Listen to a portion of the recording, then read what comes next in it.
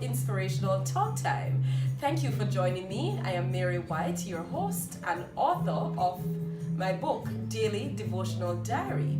Today, I'm going to be sharing another inspirational message from my book, hoping to share someone else's story with you, to inspire you, so that you can look at the lives of others and see that maybe your story may not be so bad, or maybe whatever you're going through, somebody else has done it, and so that means that you can do it too. So this morning we're going to share the Norris and Cleta story, which is entitled Shotgun Wedding. Cleta was barely a woman when she pledged to keep her nose to the grindstone to break the bondage of poverty on her life.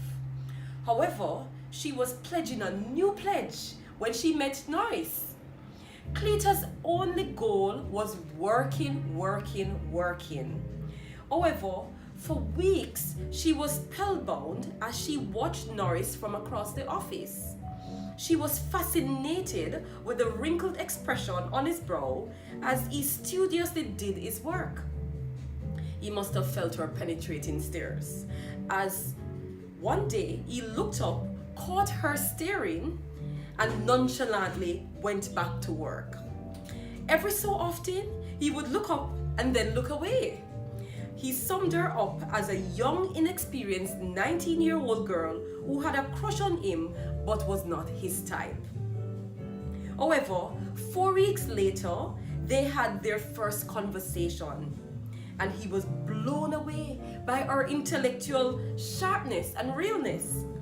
This was a relief, as by this time, he too was secretly attracted to her.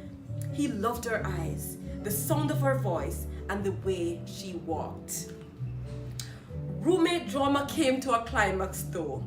Cleta's roommate decided to move her new boyfriend into the tiny room they shared. This jerk tried to seduce Cleta into a threesome.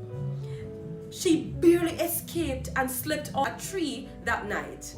She felt alone and vulnerable as she had no one to turn to. Her family was cities away. Without her asking, he gave her the money to move as well as play the bodyguard so she could safely retrieve her belongings. She was so impressed that he never made a pass at her. This act of kindness carved a special place in her heart for him. 2 years later, when they finally moved from flirting to dating, they made a pact to marry each other if they ever decided to get married. This road to marriage was filled with potholes. In 2003, Norris was incarcerated in the United States, separating them for 10 years. He was released in 2012. He came home to live with her. For 4 years, he worked tirelessly to get on his feet so he could propose to his bride in waiting. They had a shotgun wedding 6 weeks later. The moral of the story, or my take on the story, is love conquers all. Every once in a while, there comes a love that is so strong and true that it cannot be undone, no matter what challenges it faces. True love is unselfish, pure, and has no agenda to care about our needs, but the needs of others.